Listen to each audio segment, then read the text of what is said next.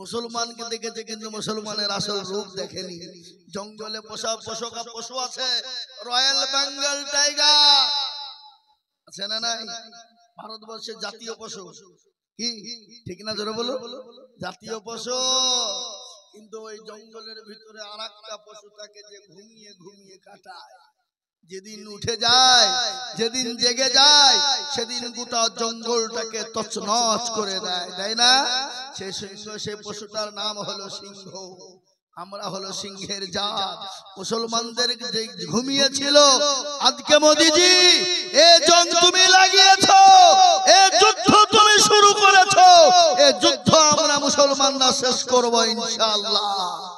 তবে শিকার তোমার হাতে ওই ওয়াকফ সম্পত্তি আমরা তুলে দেব না। অমিত শাহ গুন্ডা, সে আবার বলছে এটা মুসলমানদের ভালোর জন্য আমরা করছি। বাবা, মায়ের চেয়ে মাসের দরদ বেশি। হ্যাঁ, কথা কন না কেন? বউ বলছে স্বামী মূল্য তো কি হইলো, সতীন তো বিধবা হইল। বুঝতে পারলেন আমার কথা? না কে বলছে?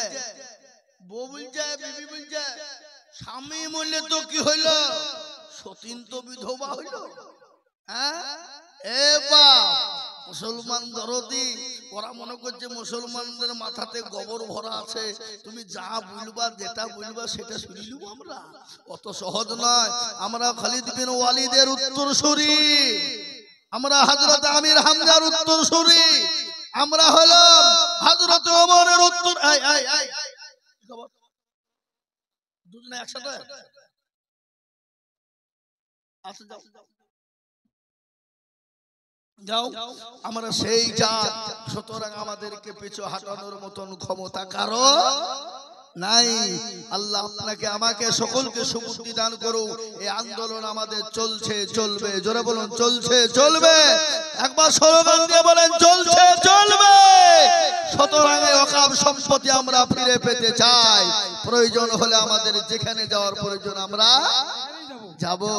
কিন্তু মোদিজি, অমিতজি শুনে নেন, ভারতবর্ষ নয়, গোটা পৃথিবীতে 58টা অনলি ফর মুসলিম দেশ আছে।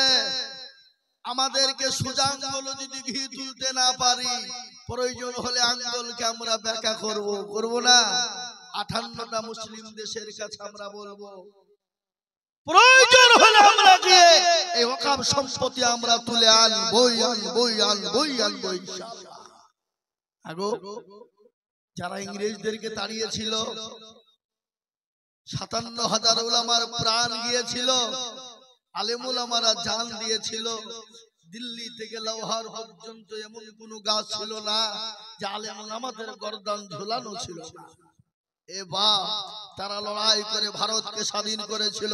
প্রয়োজন হলে আবার রক্ত দিয়ে লড়াই করে এই ভারতের মাটিকে আবার আমরা স্বাধীন করব। বলুন ইনশাআল্লাহ, জোরে বলুন ইনশাআল্লাহ। আমরা মুসলমান শান্তিপ্রিয় লোক, ভারতবর্ষের জমিনে। ভাই বলছি প্যান্ডেলের মালিক, বলছি প্যান্ডেলের মালিক, আপনার মেয়েদের ওখানে যান তো, চট লাগবে। প্যান্ডেলের মালিক বলছি, প্যান্ডেলের মালিক ভাই, আপনি মেয়েদের প্যান্ডেলে যান, ওখানে চট শর্ট আছে, চট একটু দিয়ে দেন, চট খুব শর্ট আছে ওখানে। আমি আপনাদেরকে বলতে চাই, ভারতবর্ষের জমিনে 800 বছর রাজত্ব করেছিল মুসলমান। কোনদিন কোন জাতিকে আঘাত করেনি, কোন ধর্মাবলম্বীকে আঘাত করেনি, কোন অন্য জাতির গায়ে আঘাত করেনি। কোন মন্দির, মসজিদ, মারকাজ, কোন মন্দির, গির্জা, আপনার গুরুদুয়ার, কোন জায়গা মুসলমানরা ভাঙেনি। আজকে দুদিনের চেয়ারে বসে তুমি মসজিদে বুলডোজার চালাও, তুমি আল্লাহর ঘরের সঙ্গে পাল্লা দাও। তুমি আজকে ওয়াকফ সম্পত্তিতে হাত দাওনি, তুমি ইসলামে হাত দিয়েছো, তুমি ইসলামে হাত দাওনি, তুমি আল্লাহর সঙ্গে যুদ্ধ ঘোষণা করেছো। সুতরাং তুমি তৈরি থাকো। নমরুদ আল্লাহর সঙ্গে যুদ্ধ ঘোষণা করেছিল, নমরুদকে আল্লাহ পৃথিবী থেকে ধসিয়ে দিয়েছে। তোমার মতো নমরুদকে আল্লাহ ধ্বংস করে দিতে সময় লাগবে না। কোন ফায়াকুন হয়ে যা, হয়ে যাবে। হবে না, হবে না? জোরে বলো, হবে না, হবে না? হবে। আল্লাহ বললেন মানুষকে ছাড় দিই, কিন্তু ছেড়ে দিই না।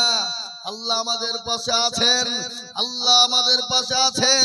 বদরের প্রান্তে 313 জন সাহাবাকে নিয়ে সাহাবায়ে কেরামরা বললেন, ওগো আল্লাহর রাসূল, লক্ষ লক্ষ কাঁপে, তাদের সঙ্গে আমরা কি করে উঠে দাঁড়াবো?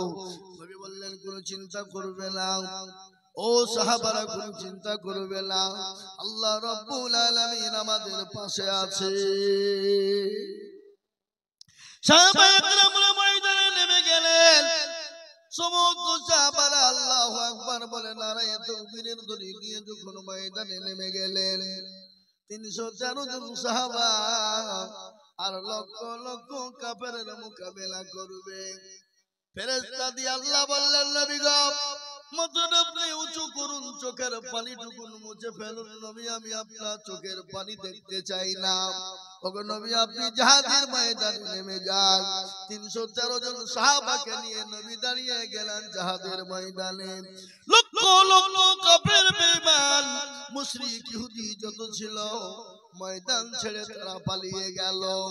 বিবিরা বলল হারে কাপুরুষের দল, সামান্য 313 জন মুসলমানদের ভয়ে ময়দান ছেড়ে তোমরা পালিয়ে যাও।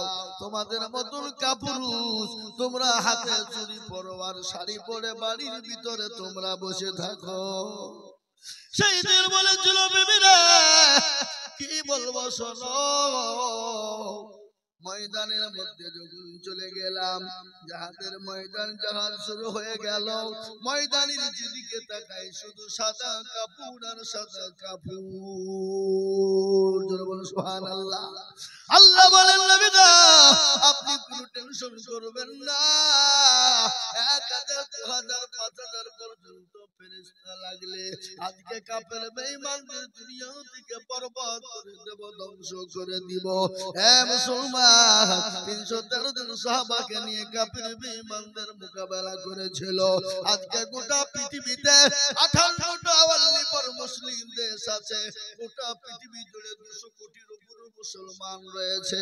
আমরা মুসলমান আল্লাহর প্রেমিক হয়ে যায়, আল্লাহর দ্বীনওয়ালা হয়ে যায়, মসজিদমুখী হয়ে যায়, দ্বীনমুখী হয়ে যায়, ঈমানমুখী হয়ে যায়, কোরআনমুখী হয়ে যায়, আল্লাহওয়ালা হয়ে যায়, দ্বীনওয়ালা হয়ে যায়। আল্লাহর তরফ থেকে আমাদের জন্য মাদাদ আসবে, আসবে না? আমরা তো সেই মুসলমান। কোন মুসলমান? হাওয়ার গাড়ি হাওয়ায় চলে, তেলের গাড়ি তেলে চলে, বিনা তেলে চালাই গাড়ি নবী সুলাইমান। আমরা তো সেই মুসলমান। আমরা সেই মুসলমান লাই, জোরে বলুন না কেন?